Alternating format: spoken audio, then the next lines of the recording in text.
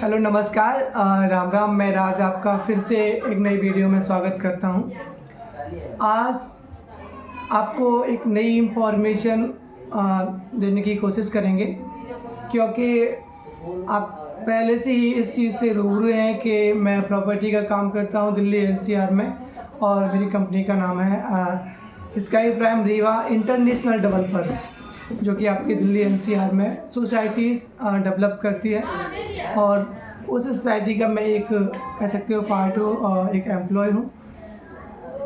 Delhi NCR में बहुत से प्लेसेस जैसे कि आपका नरेला लामपुर बॉर्डर हो गया, कुंडली हो गया, अगर बाहर की बात करें तो अयोध्या हो गया, लखनऊ, ऐसे प्लेसेस में हमारी सोसाइटीज़ डेवलप हो रही हैं।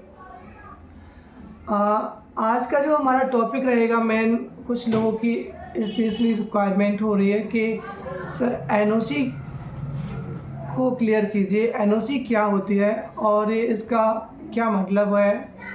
तो सेकंड क्वेश्चन ये भी आया था कि अथोराइज किस चीज़ को कहते हैं और अथोराइज का मतलब क्या होता है और इसका यूज़ कहाँ किया जाता है, किस तरीके से होता है।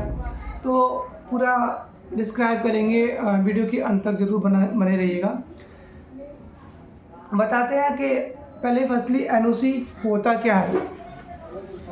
एनओसी को क्लियर करते हुए थोड़ा सा मैं आपको टाइम लूँगा। प्लीज़ आपसे रिक्वेस्ट है कि वीडियो को स्किप करके ना देखिएगा। अगर वीडियो को स्किप करेंगे तो हो सकता है आप तक मैं पूरी जानकारी ना पहुंचा सकूं, क्योंकि वीडियो स्किप करने से आपको अधूरी जानकारी मिलेगी तो आपको समझ में नहीं आएगा। तो प्लीज़ वीडियो को कंटिन्यू करेगा। बात करते हैं एनओसी। एनओसी एक सर्टिफिकेट होता है जो कि कई जगह और कई कार्यों में यूज़ किया जाता है। अगर बात करें एनओसी की फॉर्म की, तो एनओसी एक शॉर्ट फॉर्म है, लेकिन इसका फुल फॉर्म भी होता है। एनओसी का फुल फॉर्म होता है नो ऑब्जेक्शन सर्टिफिकेट। इसका मतलब हिंदी में मैं कहूँ तो अनापत्ति प्रमाण पत्र। मतलब किसी चीज़ पर आपत्ति जो जताई जाती है उसको क्लियरफाई करने के लिए अनापत्ति एक सर्टिफिकेट कह सकते हैं कि प्रमाण पत्र बनाया जाता है, उसे हम एनओसी कहते हैं। इसकी बात करें कि एनओसी भी होता क्या है, तो ये एक कानूनी दस्तावेज होता है जो किसी संगठन या किसी व्यक्ति या किसी संस्था के द्वारा जारी किया जाता है। जैसे कि उदाहरण के लिए ले लेते हैं, मान लीजिए हम कहीं एक ज़मीन ले रहे हैं, ज़मीन का टुकड़ा कहीं लेते हैं, तो वहाँ पर हमें एनओसी की ज़रूरत पड़ जाती है। अब बोले एनओसी की ज़रूरत वहाँ क्यों पड़ रही है, तो इसका मतलब सीधा से ये होता है कि वो जगह पर इन फ्यूचर कोई एक्शन ना हो, कोई आपत्ति ना जताए।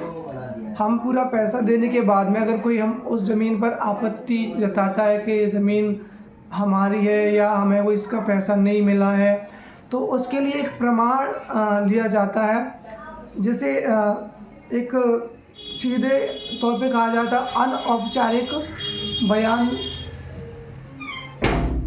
कह सकते हैं।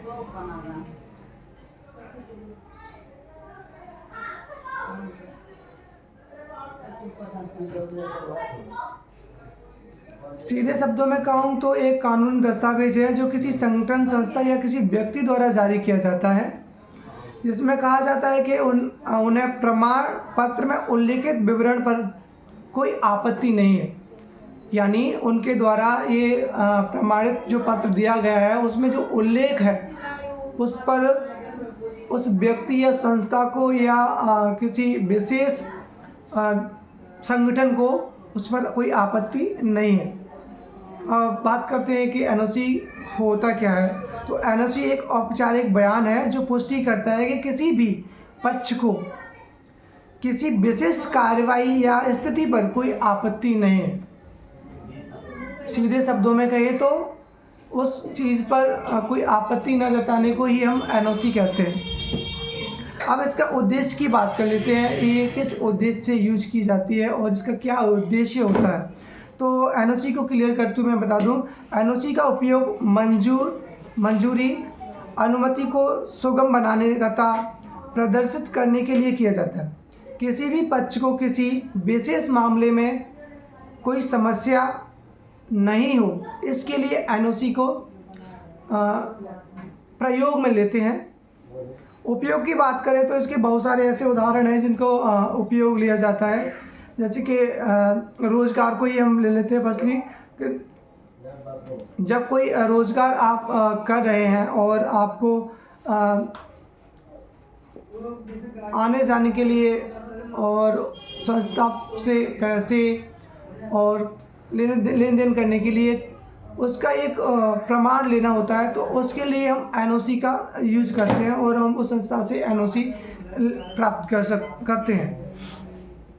थर्ड एक मोस्ट और इम्पोर्टेंट पार्ट आता है जो कि रियल एस्टेट होता है।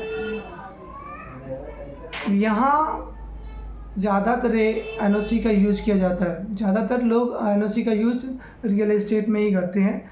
तो मैं आपको बता दूं, जैसे कि गिरवी रखी गई संपत्ति को बेचने तथा ऋणदाता से एनओसी की आवश्यकता हो सकती है।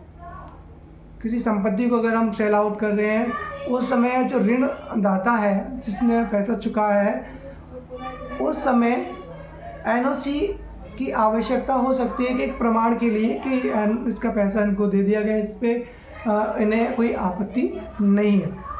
थर्ड होता है वाहन संस्था। वाहन, अगर मान लीजिए कोई व्हीकल्स आप खरीद रहे हो और आपके पास उस व्हीकल्स को ख़रीदा है, उस समय का कोई प्रमाण नहीं है, वैसे आज के दौर में बहुत सारे प्रमाण होते हैं, तो उस समय भी एक एनओसी का यूज़ किया जाता है। बात करते हैं इसको अप्लाई कैसे किया जाए, तो इसके लिए वाहन परिवहन वेबसाइट के माध्यम से आप एनओसी के लिए फॉर्म अप्लाई कर सकते हैं। तो ये एनओसी का मैटर जो था मैं आपको सॉल्व कर रहा हूँ। और बात करते हैं एक सेकंड लोगों का बहुत बड़ा क्वेश्चन आ रहा था, ऑथोराइज्ड और अनऑथराइज्ड, ये सब क्या होता है। तो मैं इसे भी थोड़ा सा कम शब्दों में बताना चाहूँगा क्योंकि वीडियो लंबी हो जाती है तो आप लोग देख नहीं पाते हैं, क्योंकि बोरिंग लगने लगता है, मैं समझ सकता हूँ। बट ये मोस्ट इम्पोर्टेंट चीज़ें हैं जानने के लिए। जब हम कहीं ज़मीन या कोई चीज़ें ले रहे हैं तो हमें इन चीज़ों की इंक्वायरी कर लेनी चाहिए, क्योंकि ये बहुत ज़रूरी हो जाता है। बात करते हैं आपके ऑथोराइज्ड और अनऑथोराइज्ड। ऑथोराइज्ड का मीन्स होता है अनाधिकृत, मतलब जिस पर किसी का अधिकार ना हो। ऑथोराइज्ड होती है जिस व्यक्ति को ज़मीन है उसकी सेल्फ ज़मीन हो, उसे ऑथोराइज्ड ज़मीन कहते हैं। इसका फुल फॉर्म मैं आपको बताना चाहूँगा, chart of land use. Chart of land use का फुल फॉर्म है। इसका अधिकृत आपको मैंने मतलब बता ही दिया। और इसका यूज कहाँ किया जाता है और किस रूप में किया जाता है वो भी मैं डिस्क्राइब थोड़े से शब्दों में करूँगा, क्योंकि वीडियो लंबा हो जाएगा, फिर वही चीज़ें आपको दोहरानी पड़ेंगी। तो ऐसी ज़मीन जिसके लिए कानूनी प्रक्रिया का पालन करके बैनामा रजिस्ट्री कराया गया हो। माना अगर किसी पक्ष ने आपत्ति दर्ज कराई है तो खरीदार और विक्रेता को यह साबित करना होगा कि बैनामा वैध है। उसके लिए हम ऑथोराइज्ड ज़मीन का यूज़ करते हैं, ऑथोराइज्ड शब्द का यूज़ करते हैं। बाकी आपको आई होप कि आपको समझ में आया हो, चीज़ें क्लियर हुई हैं ऑथोराइज्ड और अनऑथोराइज्ड में, एंड आपको एनओसी भी आई थिंक थोड़ा बहुत क्लियर हो गई हो। बाकी अगर किसी को इस चीज़ से रिलेटिव समझ में नहीं आता तो आप कमेंट सेक्शन में अपना कमेंट छोड़िए, मैं उस टॉपिक को क्लियरफाई करने की कोशिश करूँगा अगले वीडियो में। और बने रहिएगा, आगे भी मैं आपको हर टॉपिक, हर रियल एस्टेट से रिलेटिव, ज़मीन से रिलेटिव सारी इंक्वायरी आपके पास भेजता रहूँगा। इसके लिए प्लीज़ मेरे इस चैनल को सब्सक्राइब कर लीजिए और बेल आइकन को प्रेस कर लेना। आपका एक प्यारा सा कमेंट ज़रूर होना चाहिए जिससे मैं आने वाला वीडियो, आने वाले टॉपिक को सर्च कर दूँ। बाकी मिलते हैं अगली वीडियो में, तब तक के लिए जय हिंद, जय भारत। मस्त रहिए, स्वस्थ रहिए और अपनी फैमिली की केयर कीजिए। राम राम।